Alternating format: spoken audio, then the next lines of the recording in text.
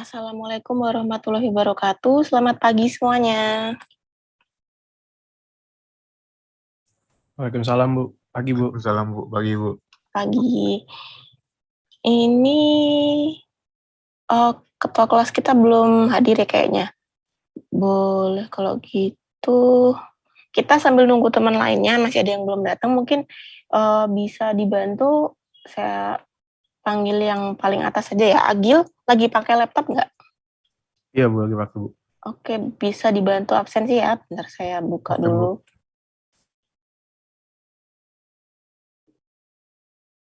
BTW, selamat pagi juga, Ibu. Iya, pagi. Selamat pagi, Bu.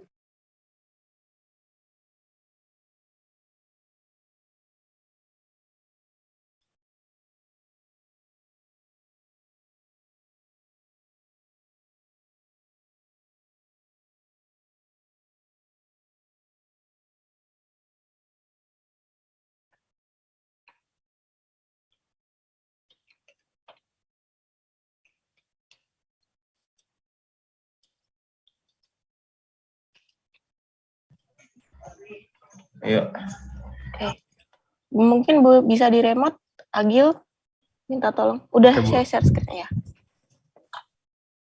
Sudah, Bu. Ya.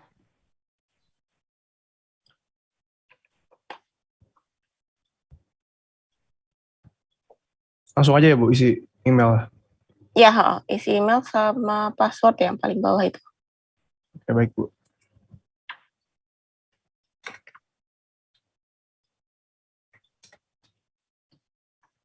Oh ya, untuk jadwal ujian kalian udah dikasih pengumumannya apa belum ya? Kalau untuk minggu depan kan ya udah mulai, ini minggu ke-7. Minggu depan udah mulai beberapa mata kuliah udah ada yang ujian. Nah, ini punya kalian udah dikasih tahu jadwalnya belum? Jadwalnya udah dikasih, Bu, sama William. Oh, oke. Kalau udah ada. Ini saya verify ya, Bu? Iya, verify. Terus di-save. Oke. Terima kasih, Agil. Iya, Bu. Saya izin give up, Bu.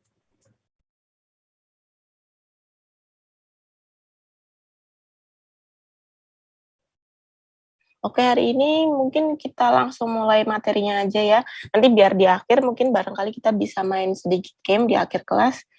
Saya share screen materi hari ini.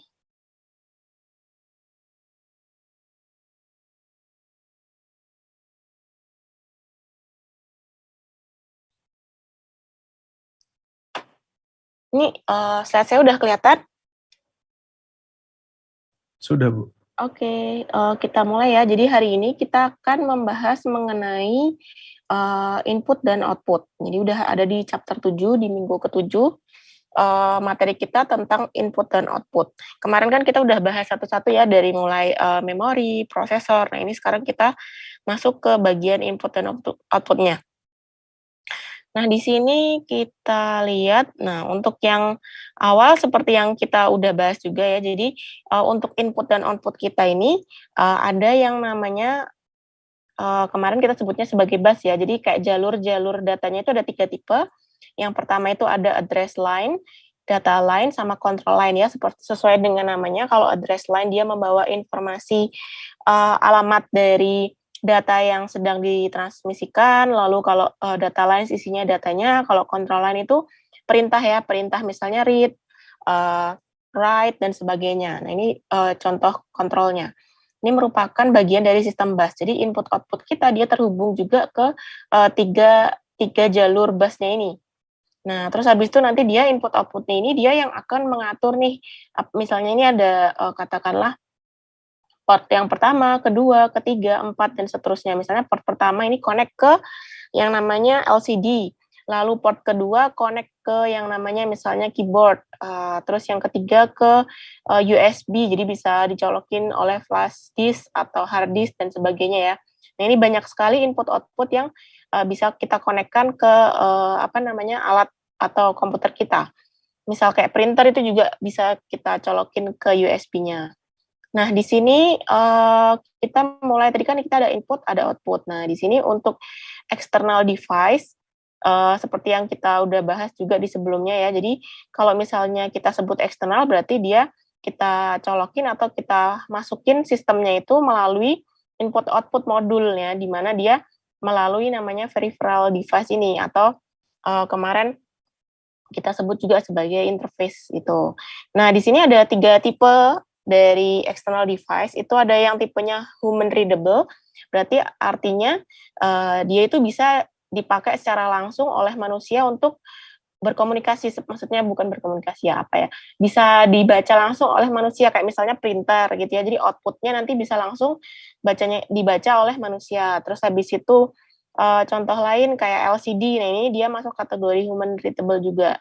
Sedangkan machine readable ini berarti contohnya kayak hard disk kita ya, jadi nanti dia disimpan ke dalam bentuk data. Nah, di sini contohnya magnetic disk ya. Kemarin magnetic disk contohnya ada hard disk, ada sebagainya ya, SSD dan sebagainya.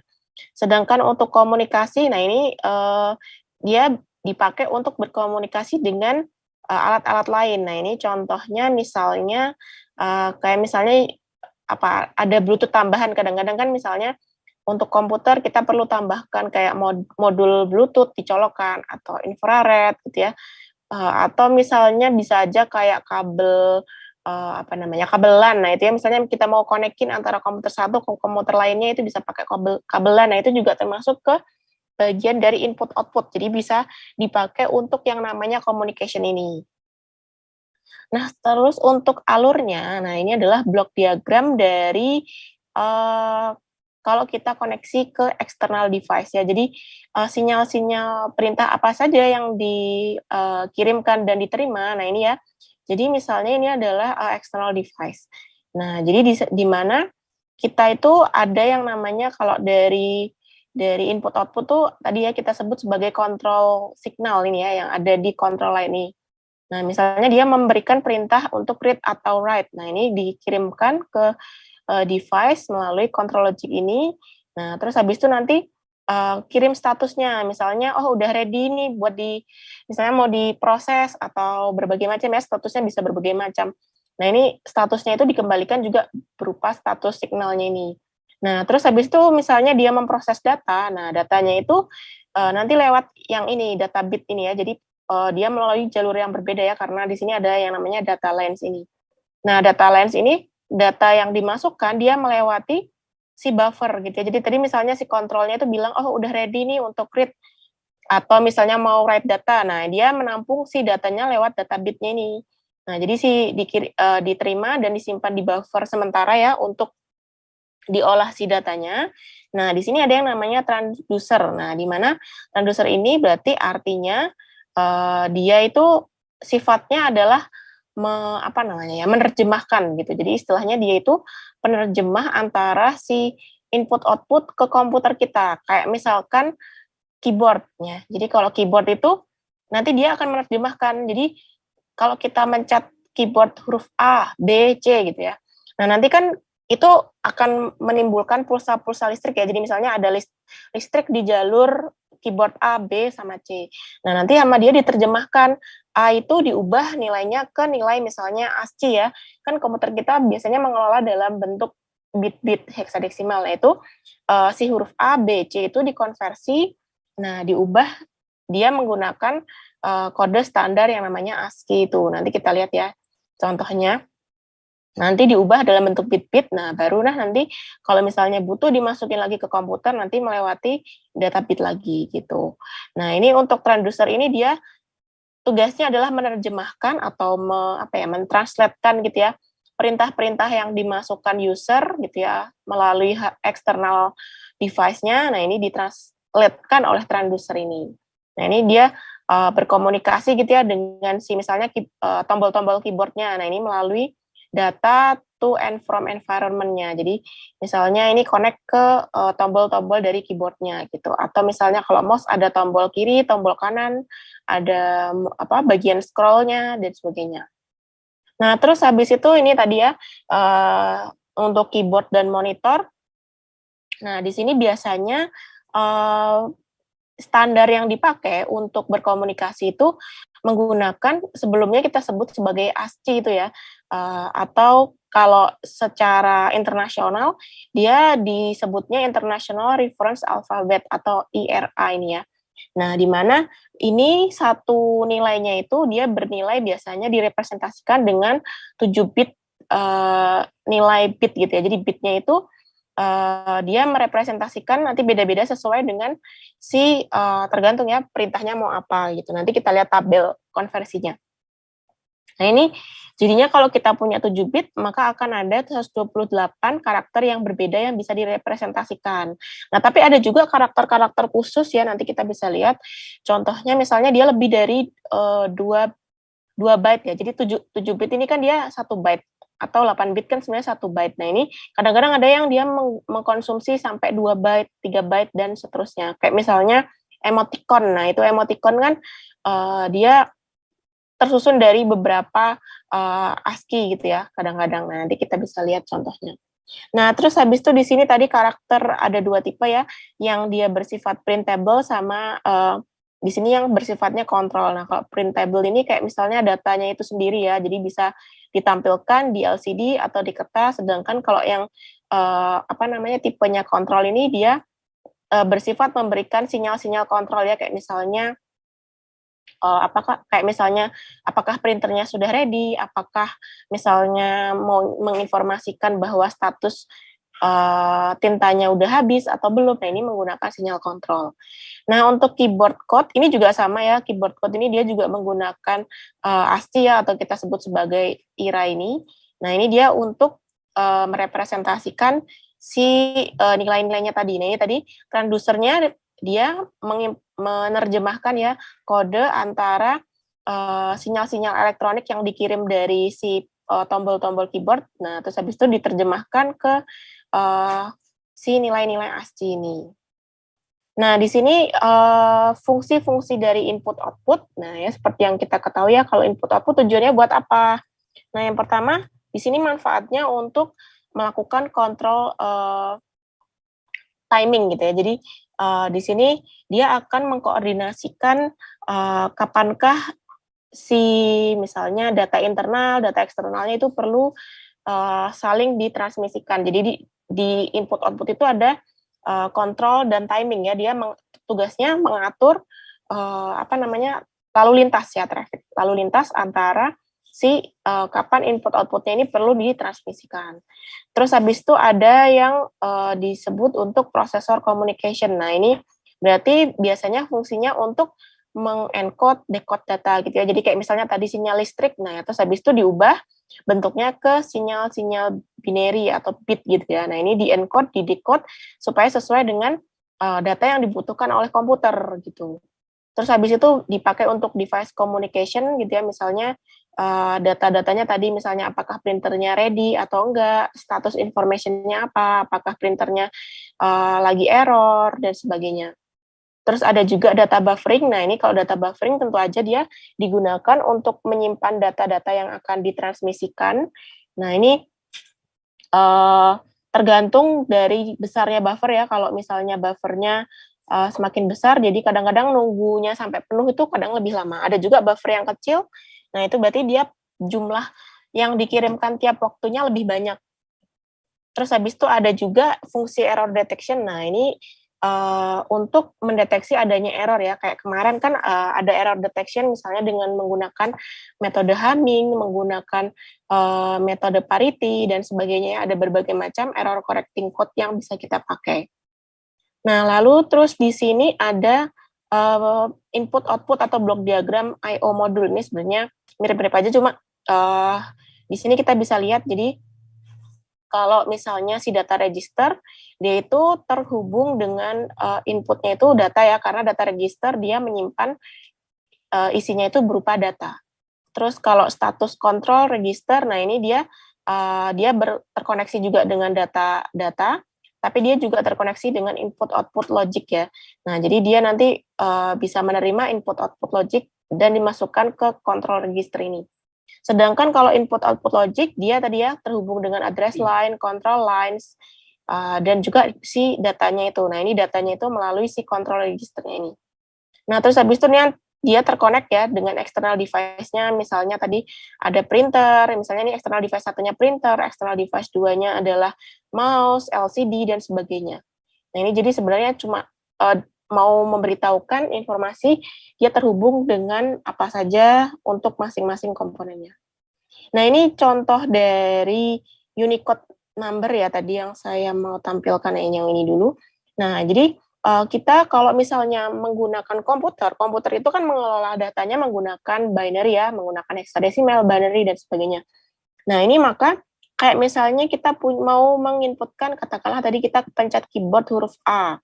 Nah, maka nanti si transducernya tadi, dia akan menerjemahkan gitu ya, misalnya tombol A dipencet, nah aliran listriknya dari tombol A mengalir. Nah, di sini nanti dia akan menerjemahkan, oh si user kita dia memasukkan angka, berarti di sini biasanya hexadesimal yang dipakai. Nah, misalnya ini 41 ya.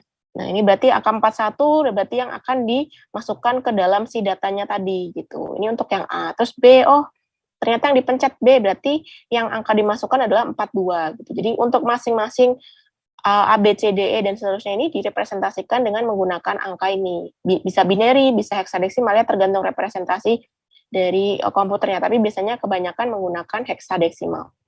Nah, terus habis itu ini juga ada nih simbol-simbol kayak misalnya persen, dan terus ada lagi pagar.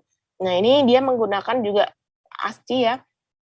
Tapi kalau misalnya untuk simbol-simbol yang sangat unik ya, kayak misalnya nih, simbol seperti ini kan agak aneh.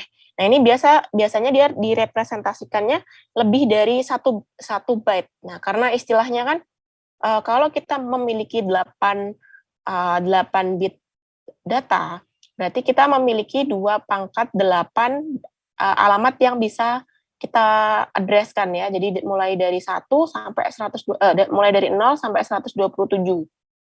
Nah, ini ada 128 alamat. Nah, kan ini masih kurang. Nah, kalau kita mau tambahin ya Unicode seperti ini, yang aneh-aneh ini, kita bisa lihat nih contohnya di internet ada ya misalnya Unicode Character Table. Nah, ini nanti dia misalnya simbol seperti ini, dia direpresentasikan dengan kodenya seperti ini. Atau misalnya emoticon ini. Nah, ini kan dia lebih panjang ya yang warna pink ini. Ini berarti dia direpresentasikan oleh 3 bit ya, 4 byte ini, 4 byte data untuk merepresentasikan si emoticon ini. Makanya kayak misalnya kalau kalian kirim SMS. Nah, kalau misalnya katakanlah satu SMS maksimal 128 karakter ya, sedangkan satu karakter itu udah memakan sekitar ini tadi 1 byte. Nah, ini berarti kalau untuk emoticon, nah berarti dia udah katakanlah kita menulis ABCD gitu ya. ABCD itu setara nilainya dengan si satu emoticon ini, karena satu emoticon ini dia direpresentasikan oleh si binary yang lebih panjang gitu. Nah, selanjutnya untuk input output. Nah, ini ya tentunya input output kita si modul I/O-nya itu dia diprogram kan ya sama si pembuat perusahaannya itu memprogram si sistem input output. Nah, ini ada beberapa teknik yang dipakai dalam mengatur input outputnya ini. Yang pertama adalah program I/O, yang kedua adalah interrupt driven I/O, dan yang terakhir adalah direct memory access atau DMA. Nah, ini contoh kan ini dijelaskan secara kalimat ya. Nah, ini kalau secara gambar kita bisa lihat ya. Jadi di komputer kita itu ada yang namanya kan CPU, RAM, sama input output modul. Nah, kalau untuk input output modul kita ini secara default ya. Jadi kalau tadi kan ada 3 tipe. Program, interrupt driven, sama direct memory access. Kalau dia diprogram si input outputnya menggunakan yang namanya program I/O atau interrupt driven, artinya dia menggunakan skema yang atas ini ya, ini program I/O sama interrupt driven. Sedangkan kalau dia menggunakan direct memory access, nah ini kalau digambarkan secara gambar, mekanismenya itu seperti gambar yang di bagian bawah ini. Nah, ini bedanya apa? Nah, ini kita bisa lihat, jadi input outputnya itu dia kalau mau mengakses data di RAM, atau misalnya dia mau write atau read ya. Jadi misalnya dia mau membaca data di RAM, dia harus melalui yang namanya CPU dulu. Nah, sedangkan proses melalui CPU ini cukup menghabiskan waktu ya, karena CPU itu nilai dari registernya itu, memorinya itu tidak terlalu besar, datanya itu sangat kecil. Jadi misalnya istilahnya usernya memasukkan datanya itu cukup besar. Nah, itu kan harus antri si datanya itu ya. Misalnya katakanlah misalnya CPU kita hanya mampu memproses per 3 byte. Nah, berarti katakanlah data kita ada 10 byte, berarti harus ngantri per 3 byte baru 1 byte dilewatkan ke CPU baru ke RAM gitu ya. Jadi prosesnya ini harus melalui si CPU dulu. Jadi cukup lama. Nah, ini akan menyebabkan si CPU kita dia akan istilahnya ada namanya proses tunggu ya. Jadinya prosesnya itu menjadi lama. Nah, ini kayak kemarin yang kita bahas di week berapa ya? Week 3 atau week 4. Nah, ini nanti CPU-nya itu dia akan menunggu lama. Karena sebetulnya CPU itu kemampuannya adalah bisa melakukan proses yang lainnya, tapi di sini dia hanya menunggu sampai si datanya itu selesai ditransferkan gitu ya. Jadi istilahnya CPU kita otaknya itu nganggur karena dia cuman dilalui data aja si memorinya itu. Nah, ini kelamaan. Jadi untuk program I/O dan interrupt driven I/O ini dia tidak efektif karena dia prosesnya akan menyebabkan si CPU itu ada proses idle atau nganggurnya ya. Nah, sedangkan kalau direct memory access ini ya, jadi ada satu komponen lagi kalau ada direct memory access ini namanya DMA ini di tengah-tengah. Nah, dia yang akan memproses gitu ya si input outputnya ini dia tidak melalui CPU ya, jadi melalui DMA ini. Jadi dia bilang nih ke DMA kalau misalnya ada proses input data gitu ya. Nah, tolong dong DMA, tolong di-handle si datanya itu, misalnya istilahnya di buffer gitu ya. Nah, di buffer di DMA ini. Jadi si CPU-nya ini selama proses dia menunggu datanya ditransmisikan ke RAM, dia bisa melakukan pekerjaan yang lain ya, atau kita sebut kemarin sebagai interrupt itu. Jadi misalnya tolong dong datanya diproses di MA, oke, terus dia memproses datanya, misalnya dia minta data ke RAM atau dia mentransferkan data ke RAM, terus habis itu CPU-nya bisa melakukan pekerjaan atau sambilan lain ya, kalau prosesnya seperti ini. Nah, kalau yang ini enggak, CPU-nya dia harus menunggu sampai datanya itu betul-betul selesai untuk ditransmisikan. Nah, ini kekurangan dari si program I/O sama interrupt driven I/O ini. Nah, terus habis itu, nah ini kalau kita lihat secara tabel ya, kalau secara penjelasan kan bisa baca di sini, tapi konsepnya sama ya, seperti yang ada di gambar ini. Nah, kalau secara tabel kita bisa lihat ya, jadi kalau misalnya metode yang ini, metode yang program I/O, interrupt driven, sama direct memory access, nah ini ya, teknik yang dipakai ini, jadi dia menggunakan memory transfer melalui yang namanya prosesor. Nah, ini ya program I/O sama interrupt driven. Kalau yang direct DMA dia tidak memerlukan melalui melalui CPU, tapi dia memiliki kayak memori sendiri yang namanya DMA untuk memproses si datanya itu ya. Nah, di sini tipenya kalau si program I/O dia tidak menggunakan interrupt, kalau si interrupt driven ini dia menggunakan interrupt, dan sedangkan si direct memory access ini juga dia menggunakan interrupt ya. Karena kan istilahnya, misalnya nih CPU tadi kan menyuruh si DMA untuk tolong DMA, tolong diproses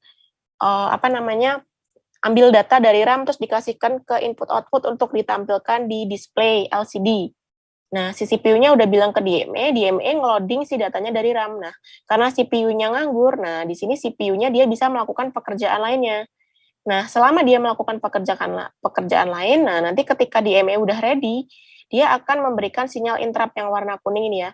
Nah, dia akan bilang nih ke CPU, ini udah selesai nih data dari RAM-nya ke input output. Nah, ini berarti dia akan menginterrupt si CPU-nya gitu. Kalau untuk yang interrupt driven di sini, nah ini prosesnya tetap ya, dia meskipun melakukan interrupt, tapi pemrosesannya tetap harus melalui CPU.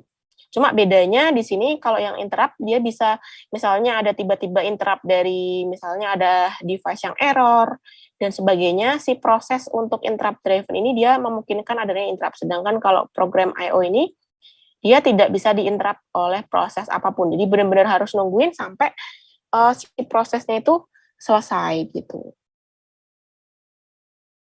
Nah, terus habis itu di sini jadi ada 4 tipe komen yang bisa dilalui oleh input-output gitu ya. Jadi ada yang namanya kontrol, ada yang namanya untuk data untuk tes, read sama write. Nah, ini kalau kontrol tentunya dia untuk melihat apakah kayak misalnya dia udah ready apa belum gitu ya si printernya. Terus habis itu untuk testing. Nah, ini testing ini ya misalnya untuk mengetes gitu ya apakah si printer kita dia misalnya udah ready belum, atau kadang-kadang kan tintanya habis. Nah, itu diberikan sinyal-sinyal tes ini ya. Nah, nanti dikirimkan lewat si sinyal kontrol ini apakah dia udah ready apa belum gitu. Terus habis itu ada perintah read sama write ya. Kalau read tentu saja untuk membaca data, kalau write untuk menuliskan data. Nah, terus habis itu untuk prosesnya.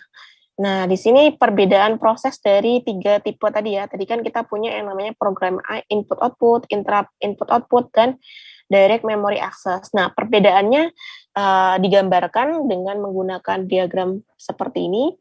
Nah, jadi kalau misalnya dia pemrograman biasa ya, step-nya biasa, ini step yang paling dasar ya. Jadi pertama misalnya katakanlah ada sinyal read. Nah, habis itu dia mengirimkan status read ke input output-nya, terus habis itu dicek apakah si device-nya itu ready atau enggak. Nah, misalnya ready, oke. Kalau ready, habis itu berarti kita coba read data dari input output-nya. Nah, habis itu misalnya tadi udah kebaca ya datanya, si user memasukkan huruf ABC dari keyboard. Nah, habis itu dia menuliskan ke memorinya. Kalau udah selesai. Nah, perbedaannya kalau interrupt, di sini nanti kalau misalnya si CPU-nya itu ya misalnya dia mengirimkan perintah read gitu ya. Nah, nanti dia bisa nyambi pekerjaan lainnya. Kalau misalnya ada interrupt, nanti dia baru balik lagi ke tugas melanjutkan tugasnya tadi. Jadi misalnya ketika lagi read terus ada interrupt masuk gitu ya, tiba-tiba ada interrupt masuk, nah dia akan meninggalkan pekerjaannya untuk melakukan pekerjaan lainnya lagi. Nah, baru interrupt-nya udah selesai, baru balik lagi ke proses langkah selanjutnya. Jadi urutannya tetap ini, cuma kalau ada interrupt nanti prosesnya keputus dulu, baru dia balik lagi ke prosesnya ini. Ini untuk yang interrupt driven input output. Nah, tapi perbedaannya untuk DMA karena dia di sini istilahnya memiliki pembantu ya. Di sini kan tadi ada satu device lagi pembantu namanya DMA ini. Nah, untuk yang prosesnya DMA ini bedanya adalah jadi ketika CPU meminta tolong dong di-read datanya nih dari input output modul. Nah, dia tinggal memerintahkan DMA aja. Nah, jadi tugasnya udah nggak di-handle sama CPU lagi, tapi di-handle sama si DMA-nya ini. Jadi untuk proses yang read, check, ready, dan sebagainya ini di-handle sama DMA. Maka si CPU dia melakukan pekerjaan lainnya. Nah, nanti ketika DMA bilang udah selesai pekerjaannya, baru dia memberikan interrupt pada si CPU-nya, nah baru si CPU-nya nge-read gitu ya. Jadi ini adalah diagram kalau kita lihat dari sisi CPU. Gitu. Nah, terus habis itu kita lanjutkan di sini ada instruksi dari input output. Nah, ini kita lihat langsung ke sini aja. Jadi ada 2 tipe. Di sini tipenya itu yaitu memory map sama isolated gitu ya. Ada 2 tipe. Nah, sebenarnya dasar perbedaannya ini kita mungkin bisa lihat ya dari gambarnya nanti. Jadi kalau memory map ini, jadi misalnya kalau kita memory map ini dia menggunakan istilahnya apa ya, alamat sesuai dengan yang ada di RAM. Jadi betul-betul data memorinya itu langsung dipakai alamatnya sesuai dengan apa yang sudah ada. Nah, tapi kalau isolated, dia dipisahkan address-nya. Jadi address-nya ini dipisahkan, terus dibikin address yang baru lagi. Jadi ada nanti penerjemah alamat yang baru lagi. Nah, ini kita lihat contohnya di sini. Nah, ini contohnya untuk yang memory map ya, yang ada di bagian A. Katakanlah kan kemarin kita udah punya ya, misalnya ini adalah register untuk keyboard. Nah, ini status dari control registernya. Misalnya kita punya alamat 516 sama 517. Nah, maka kalau memory map, kalau dia melakukan proses-proses ya, nah ini address yang dipakai ya betul-betul 516, 517 sesuai dengan address alamat yang ada di RAM-nya, ada di memorinya. Nah, tapi kalau misalnya menggunakan isolated ini, nah ini kita bisa lihat di sini alamatnya itu dia diterjemahkan ke alamat lain. Jadi misalnya 55 ini misalnya dia merepresentasikan si alamat si misalnya 517 gitu, atau 5-nya ini merepresentasikan 516. Nah, ini ada penerjemah lainnya lagi, di mana dia menerjemahkan si alamat-alamat address-nya itu ke data lainnya lagi. Jadi perbedaannya adalah kalau isolated ini dia alamatnya itu dibuat baru lagi, sedangkan kalau memory map ini betul-betul langsung alamatnya itu dipetakan langsung ya ke input output-nya gitu. Nah, di sini kita bisa coba lihat. Nah, ini untuk interrupt processing. Jadi misalnya kita mau melakukan proses interrupt dari input output. Kan kemarin kita udah bahas ya, interrupt itu ada berbagai macam ya, bisa dari input output, bisa dari misalnya ada kesalahan atau ada arus yang berlebihan, laptop kita kepanasan. Nah, ini kalau yang interrupt dari input output ya, itu kan manual misalnya dari user ya. Misalnya kalian melakukan stop atau task manajernya kalian buka, terus habis itu kalian stop secara paksa aplikasinya. Nah, ini prosesnya itu ya. Jadi pertama dari hardware, berarti misalnya si user memasukkan adanya proses interrupt. Nah, terus habis itu dimasukkan nih ke dalam si proses eksekusinya. Kalau udah dimasukkan, terus habis itu dia mengirimkan sinyal acknowledgement. Nah, ini untuk menunjukkan ke komputer bahwa ada interrupt. Nah, habis itu nanti si prosesor dia akan mengirimkan pulsa atau sinyal namanya PSW ini ke PC untuk ditaruh di antrian ya atau stack ini. Nah, terus habis itu nanti prosesor akan nge-load, nah baru dimasukkan ke softwarenya gitu. Jadi istilahnya sebenarnya sama aja sih, kayak misalnya dari user ngeklik gitu ya, si kan user dia ngeklik misalnya mouse, buka task manager, terus habis itu task manajernya nanti kan istilahnya dia adalah si softwarenya gitu ya. Nah, nanti dia akan memberikan informasi proses interrupt ke dalam si sistemnya gitu. Jadi intinya proses interrupt ini bisa dilakukan oleh user melalui si hardwarenya ini. Nah, nanti dimasukkan ke proses dari si softwarenya ini. Gitu. Nah, terus habis itu selanjutnya di sini ini adalah proses kalau misalnya dia ada interrupt ya. Proses stack-nya tadi. Jadi kan kalau di dalam komputer itu kan ada stack atau antrian urutan data yang akan diproses ya. Jadi nah nanti dia kalau misalnya tiba-tiba ada interrupt, nah itu berarti dia akan dimasukkan ke dalam antriannya itu. Entah antriannya akan ditaruh di sela-selanya atau misalnya di dalam di akhir gitu ya, tergantung tipe interrupt-nya yang mana. Nah, terus habis itu kalau di dalam memori gitu ya, kemarin kan kita mengenal di dalam memori itu ada instruksi-instruksi, ada data. Nah, ini di dalamnya itu juga ada yang namanya interrupt service routine-nya ya. Jadi di sini nanti kalau prosesnya itu ada interrupt-nya, nanti dia akan membaca proses interrupt-nya itu ada apa aja langkahnya. Itu nanti baru diproses oleh si komputer kita. Nah, terus habis itu selanjutnya ini kemarin udah kita bahas ya, jadi kalau misalnya ada multiple interrupt, nah ini gimana yang akan dilakukan? Nah, itu tergantung prosesor kita ya. Prosesor kita kan kemana ada tipenya, misalnya dia bisa di sela-sela, bisa interrupt-nya ditaruh di sela-sela. Jadi dia stop dulu, melakukan interrupt yang mana yang lebih penting, baru balik lagi ke proses selanjutnya. Ada juga interrupt yang harus dia nunggu prosesnya itu sampai selesai, baru dilanjutkan lagi. Nah, ini ada di bab sebelumnya juga, jadi ada tipe-tipe interrupt yang bisa dilakukan. Nah, terus habis itu di sini untuk teknik-teknik yang bisa dipakai, di sini kemarin kan ada yang namanya multiple interrupt. Nah, ini kalau multiple interrupt tergantung misalnya prioritas mana yang akan didahulukan.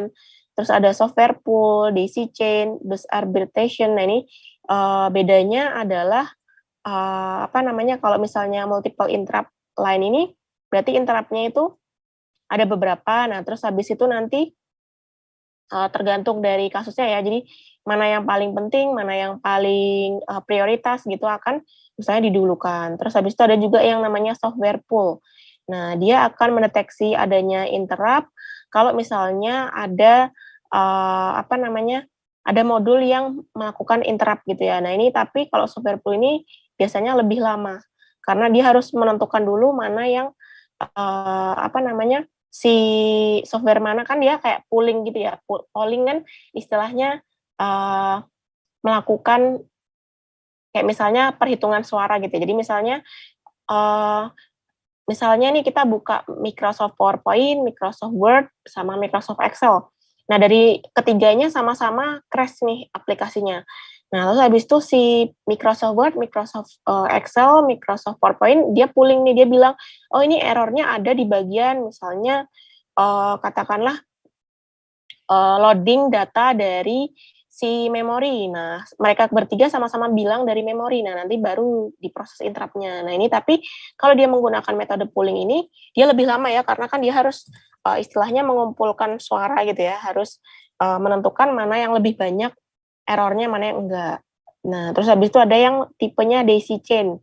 Kalau daisy chain ini, dia poolingnya dari hardware. Nah, dari sisi hardware. Nah, berarti dilihat ya, misalnya dari segi hardware-nya mana yang error gitu, apakah input output, apakah misalnya memorinya error, apakah CPU-nya error. Nah, ini juga pooling tapi menggunakan si hardware-nya. Sedangkan kalau yang arbitration, nah di sini dia menggunakan yang namanya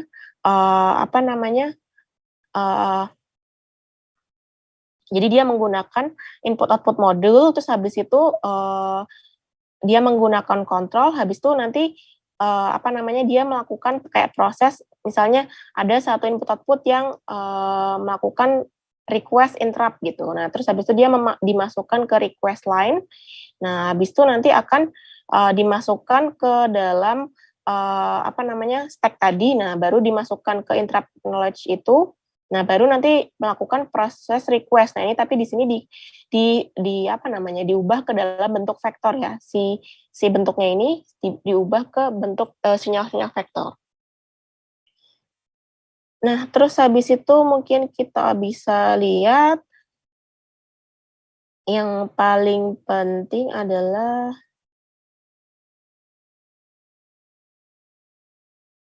bentar. Nah, ini kemarin sebetulnya kita juga udah bahas ya, kalau misalnya kita menggunakan proses yang tidak ada interrupt. Nah, kalau kelebihan sama kekurangannya, kalau kekurangannya ya, kalau misalnya dia tidak menggunakan proses interrupt, nah prosesnya ini akan menjadi lebih lama, karena dia harus memproses dulu datanya, tidak bisa melakukan pekerjaan yang lain. Tapi kalau misalnya dia dibantu oleh DMA dan dia boleh pakai interrupt, maka istilahnya si prosesor, CPU kita bisa melakukan kerjaan sambilan lainnya ya, jadi lebih efektif si waktunya itu.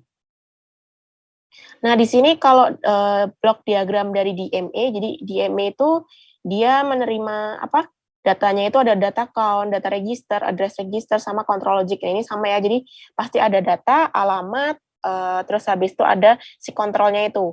Nah, sedangkan sinyal-sinyalnya ini yang masuk ada read write, terus yang keluar ada proses interrupt, ada proses acknowledgement, ada request to DMA, ada address line sama data line. Nah, ini adalah data yang masuk dan keluar di DMA-nya tadi kalau ada proses DMA. Nah, terus di sini ada nih yang namanya breakpoint. Nah, ini untuk memahami mungkin kita bisa lihat di sini. Nah, jadi sebetulnya dari slide ini tuh dia mau menerangkan apakah proses, jadi kan kita ada yang namanya proses fetch, proses decode, proses fetch, jadi proses fetch dari input, proses fetch dari output, ada proses eksekusi, ada proses penyimpanan data, lalu ada lagi proses interrupt. Nah, ini apakah si CPU ini menggunakan si sistem busnya?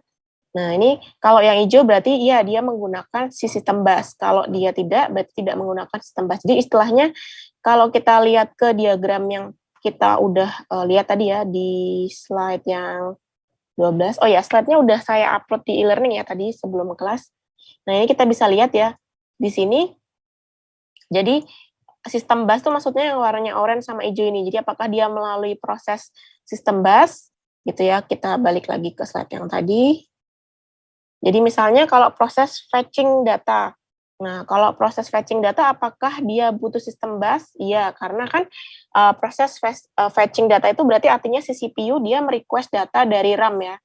Nah, maka dia menggunakan sistem bus karena dia butuh komunikasi antara CPU dengan si RAM-nya ini.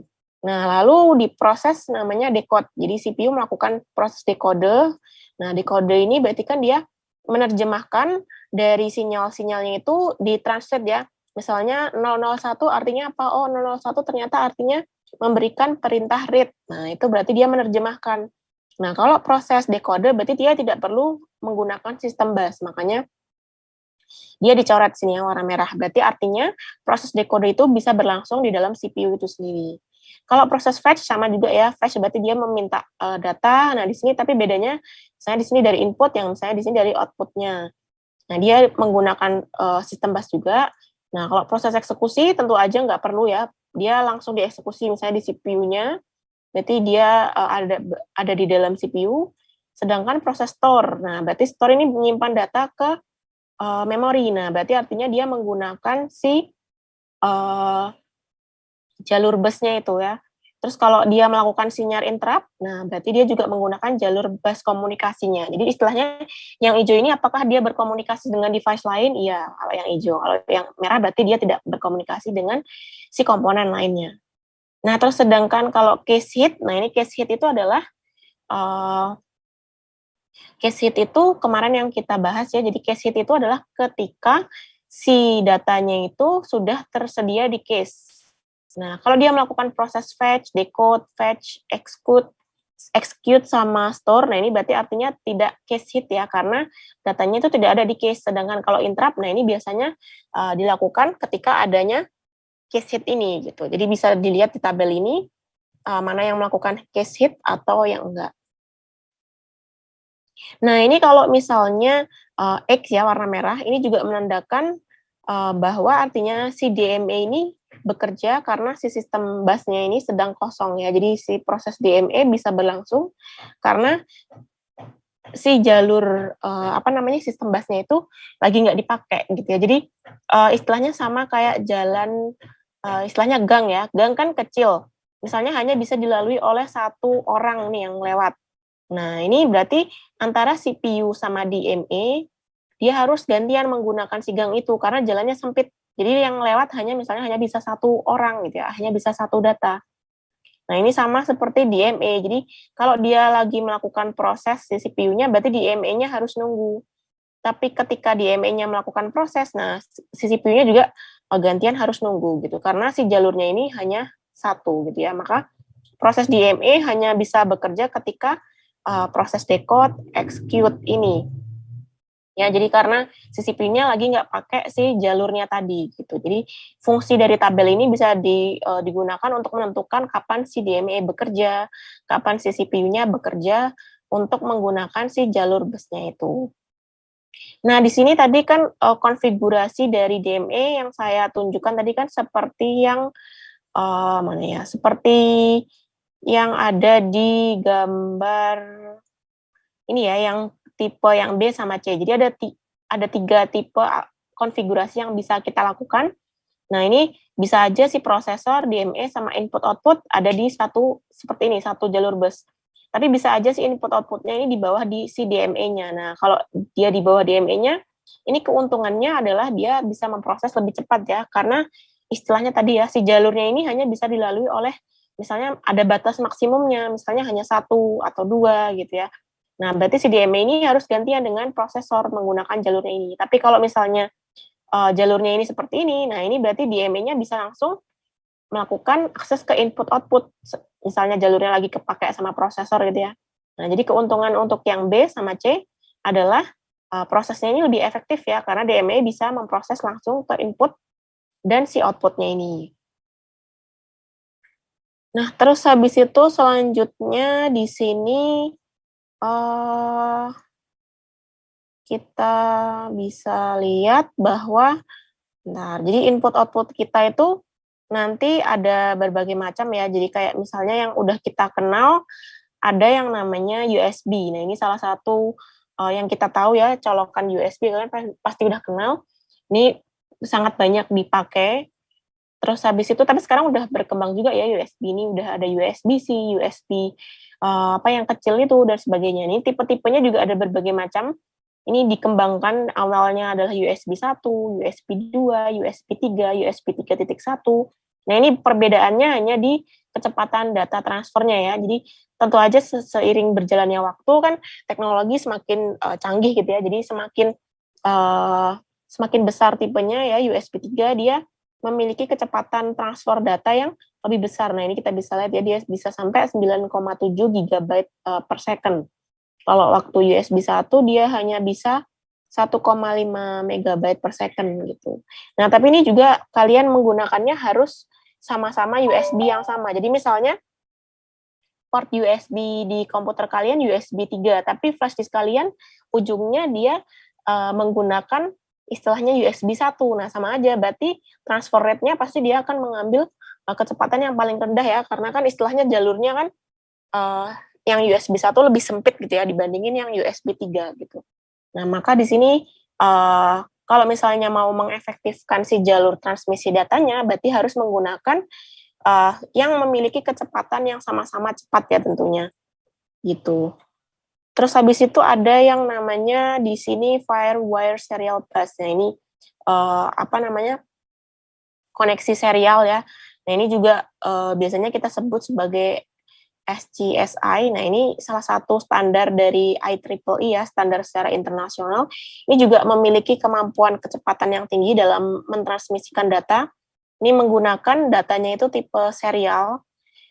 Nah, ini kita bisa lihat ya, biasanya colokannya seperti ini. Kalau kita lihat, ini yang kita sebut sebagai SCSI, jadi Small Computer System Interface. Nah, ini biasanya karena dia memiliki kecepatan yang cepat gitu ya, biasanya bisa dipakai untuk kayak nyolokin antara CPU ke display LCD gitu ya. Nah, ini juga berkembang ya, seiring berjalannya waktu kan lama-lama semakin bagus ya, makin colokan portnya itu berubah. Misalnya portnya jadi yang sekarang jadi HDMI gitu. Nah, ini juga seiring berjalannya waktu semakin lama semakin cepat. Nah, ini juga ada yang menggunakan Thunderbolt. Nah, ini biasanya logonya seperti petir. Nah, ini kalau biasanya paling banyak dipakai untuk laptop Apple atau Mac gitu ya. Nah, itu biasanya ada yang namanya Thunderbolt. Nah, ini lebih cepat lagi dia. Kecepatannya bisa sampai 10 GB per second gitu. Jadi misalnya kalau kalian mau menampilkan ke LCD gitu ya dari Thunderbolt ini, jadi kayak misalnya loadingnya, delay-nya itu nanti lebih delay-nya nggak selama si SCSI tadi. Jadi kalau tipe-tipenya ini sebenarnya lebih ke lebih bergantung ke perkembangan teknologinya. Jadi semakin bagus, semakin baru semakin cepat gitu ya. Nah, ini tipe-tipenya aja sebagai pengetahuan kalian. Terus habis itu nih juga kemarin yang udah kita bahas ya, ada koneksi SATA. Ini SATA itu singkatan dari Serial Advanced Technology Attachment. Nah, ini dia biasanya dipakai untuk komunikasi atau transmisi data di misalnya hard disk gitu ya. Nah, ini kecepatannya itu sekitar 300 MB per second. Nah, ini tapi masih termasuk, sekarang udah ada yang baru lagi ya, jadi ini termasuk jadi udah lebih lambat dibandingin yang paling baru. Terus ada lagi Ethernet. Nah, ini juga ya, jadi selain colokan-colokan USB, Ethernet ini juga termasuk bagian dari input-output. Nah, ini dia tipenya seperti ini ya, kabelnya. Biasanya misalnya dipakai untuk LAN atau untuk koneksi ke internet kalian. Nah, ini dia biasanya dipakai untuk koneksi internet ya, atau untuk misalnya terhubung antara komputer satu dengan lainnya. Nah, ada juga modul Wi-Fi. Nah, ini juga termasuk input-output. Nah, jadi dia memiliki kemampuan kan untuk menangkap sinyal-sinyal yang ada di di udara ya. Misalnya dia menangkap bekerja di frekuensi sekian gitu. Nah, ini dia menggunakan standarnya atau protokolnya itu adalah IEEE 802.11. Jadi protokol itu sebetulnya kalau kalian ngambil kuliah jaringan komputer, protokol itu adalah peraturan ya. Jadi peraturan atau mekanisme dari Wi-Fi itu diatur oleh menggunakan standarnya itu adalah IEEE 802.11 ini. Nah, ini jadi Misalnya dia bekerja di frekuensi berapa, bekerja di misalnya range berapa, nah ini diatur oleh si IEEE ini. Nah, untuk yang 802.11 ini, dia menggunakan kecepatannya sekitar 3,2 GB per second ya, untuk si tipe Wi-Fi ini. Sebenarnya ada banyak sekali ya perkembangan dari si Wi-Fi ini seiring berjalannya waktu, tentunya makin lama semakin bagus ya, gitu. Nah, tapi untuk materi hari ini, kan tadi ada tipe-tipe input-output, ada banyak banget ya. Nah, ini untuk pengetahuan kalian aja, jadi ada berbagai macam input-output. Nah, tapi hal yang paling penting ya untuk ujian gitu ya, kalian harus bisa membedakan mana yang tadi ya, tipe, tadi kan ada beberapa metode pemrograman dari si input-output. Nah, ini tadi ada yang namanya program I/O, ada yang namanya direct memory access, ada yang namanya interrupt driven, ada yang direct memory access ya, tadi ada 3. Nah, ini yang paling penting ya buat kalian ketahui perbedaannya tadi. Tadi juga udah ada di slide penjelasannya di halaman berapa ya tadi? Di halaman,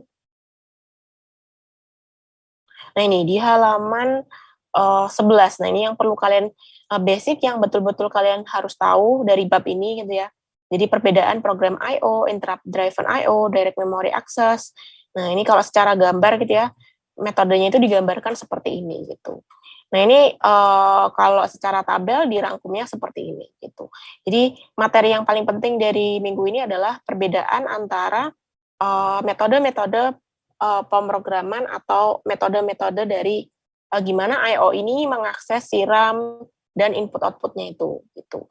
Untuk detail-detail dari tipe-tipenya sebenarnya sangat luas sekali, sangat banyak sekali ya input output zaman sekarang yang sudah berkembang. Bahkan kayak misalnya si laptop kita udah bisa connect ke stick-nya dari PS gitu ya, atau misalnya kalau kalian main DDR yang buat dance gitu ya, itu juga bisa dikonekin ke USB. Nah, ini sebenarnya udah banyak sekali port input output yang dikembangkan, semakin lama semakin bagus dan semakin cepat gitu. Kira-kira materi hari ini itu kira-kira sampai sini ada pertanyaan nggak nih? Atau ada pertanyaan dari misalnya bab di week 1 sampai 7? Soalnya minggu depan jangan lupa ya kalian harus belajar untuk UTS. Nah, karena materi kita kan tentu aja banyak teorinya ya.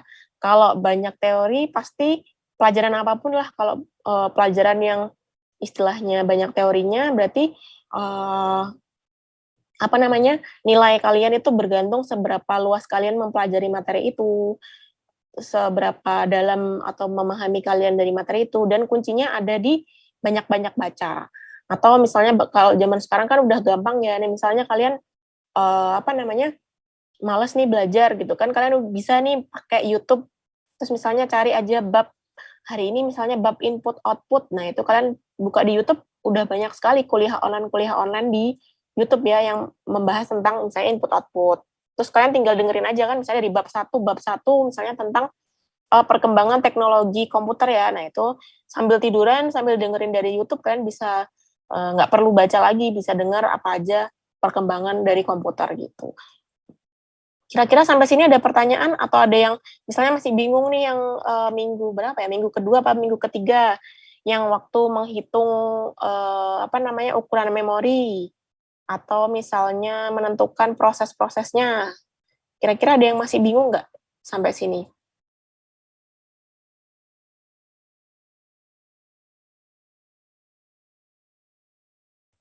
Sepertinya nggak ada sih, Bu. Oke, kayaknya nggak ada ya. Kita juga udah bahas kemarin tiap kali ada PR ya. Terus kalau nggak ada, materi kita udah habis yang minggu ini. Kalau minggu-minggu 1 sampai 7 kita juga udah review-review ya kemarin di PR-PR-nya itu. Hari ini materinya udah sampai sini. Kira-kira nggak ada pertanyaan? Mau main game apa mau udahan aja nih kelasnya? Kalau nggak ada pertanyaan, saya paling punya permintaan aja sih, Bu. Iya, Buat gimana? saya jangan susah-susah, Bu. Iya, materi untuk yang dipelajari kurang lebih tuh sebenarnya sama aja ya. Jadi kan ada 7 bab. Jadi kan satu soal itu bakal satu bab. Nah, tapi sama aja, satu bab juga satu soal itu bisa ada A, B, C, D, E. Jadi berapa banyaknya juga sekitar itulah. Misalnya A, B, C, Kalau D boleh gitu. tahu Bu, total soalnya boleh tahu nggak ya Bu kira-kira Bu? Ada 7 soal sesuai dengan jumlah bab kita hari ini. Oke, terima kasih Bu. Jadi satu bab satu soal. Tapi kan satu soalnya juga ada A, B, C, D gitu. Jadi kurang lebih kurang lebih ya misalnya A, B, C, D gitu ya. Paling pol kayaknya sampai D deh seingat saya. Nggak lebih. Terus sebenarnya materi-materi yang keluar di UTS juga udah saya tekankan di tiap minggu sih. Misalnya kayak jangan lupa ini dipelajari ini. Nah, itu biasanya yang akan keluar di UTS ya. Jadi materi paling penting dari bab itu yang harus kalian pelajari gitu. Oke, kalau nggak ada pertanyaan, hari ini mau main game apa mau kita tutup aja kelasnya? Barangkali ada yang banyak tugas kan ya, biasanya Iya kalau Bu, minggu kalau saya mau milih ini sih Bu, tutup, boleh kelas ditutup aja. Bu, kelas dulu, karena Oke, lagi tugasnya banyak ya. Iya, Bu. Saya paham banget dulu. Saya pernah ngajar mata kuliah lain, terus mata kuliahnya itu memang requirement-nya menuntut banyak tugas gitu. Nah, Iya Bu, karena kalau Ibu kan per 2 minggu ya Bu. Iya per 2 minggu. Ada juga yang per minggu kan, kayak minggu. aljabar linear kalian dapat per minggu nggak? Atau Untuk aljabar linear kita udah dapat di semester 1. dapatnya maksudnya dulu dapatnya tugasnya per minggu apa enggak? Dapat tugas, tapi assignment-nya tuh nggak dibuat Bu, kerjain aja. Iya, tapi kan sebetulnya itu harusnya tuh per minggu sih. Maksudnya kalau secara kalau kita laporkan ke nilainya itu harusnya per minggu. Terus kalau yang AOK ini, arsitektur komputer ini, kewajiban mengerjakan tugasnya 6 ya, 1 semester gitu. Jadi tiap mata kuliah itu beda-beda tergantung sama bebannya juga ya, tergantung udah ditentukan sama prodinya gitu. Iya, saya paham banget, soalnya biasanya minggu ke-7 tuh pasti udah pada nggak fokus, tugasnya banyak, terus mau ujian lagi kan. Iya Bu, kebetulan nanti siang ada Ada ini, project Bu. ya biasanya, kenapa? Ada kuis Bu, langsung dua-duanya Bu, mata kuliahnya Bu. Oh, jadi okay. Dituntut sama dosennya juga udah kelasnya dipakai buat itu juga Bu. Oh gitu. Mata pelajaran apa? Mata kuliah apa? Operating system Bu. Operating system sama apa? Operating system lab. Oh, oke. Iya Bu. Harusnya saya kuis juga ya hari ini. Iya Bu, maaf Bu. Iya nggak apa-apa sih. Ya nggak apa-apa, waktunya kalian waktu sisanya kalian pakai buat review materi ya, buat belajar minggu depan. Jangan, William kan kalian punya grup ya, nanti minta tolong waktu ujian temennya diingetin ya, misalnya jangan lupa hari ini kita ujian, atau jangan lupa udah mau waktunya dikumpulin gitu ya, minta tolong temennya diingetin. Ya, baik Ibu, akan nah kadang-kadang ada temennya yang lupa juga gitu. Kemarin tuh beberapa kali saya ngajar tuh ada mahasiswa yang lupa kayak jadwalnya kapan gitu ya. Iya, Bu. Jadi mungkin bisa dibantu diingetin lewat grup supaya saling mengingatkan aja jadwalnya kapan aja gitu. Soalnya kasihan aja kan nggak ikut UTS, kehilangan poinnya udah lumayan banyak ya. Oke, baik Ibu. Iya, terima kasih banyak untuk hari ini. Semoga UTS minggu depan lancar semua mata kuliahnya. Terus habis itu jangan lupa dipelajari ya bab 1 sampai 7. Terus habis itu yang penting-penting kayak perhitungan, terus kayak slide-slide tambahan yang saya berikan. Kan ada coret-coretannya itu ya. Nah, itu dipelajari lagi, dikerjakan, atau cari contoh soal di internet kan banyak ya, kayak contoh soal tentang perhitungannya itu. Jadi variannya lebih banyak lagi dipelajari gitu. Terima kasih banyak kehadirannya untuk hari ini. Oh ya, tadi kita udah absen William di awal sama Agil. Saya tadi ada problem koneksi Bu. Iya, nggak apa-apa. Oke, terima kasih banyak ya. Sampai ketemu lagi di setelah UTS ya, berarti sekitar 3 mingguan lagi. Iya, Ibu. Terima kasih banyak Ibu. Iya. Sampai jumpa 3 minggu lagi Ibu. Jaga kesehatan Ibu. Terima kasih Bu. Selamat pagi semuanya. Terima kasih Bu.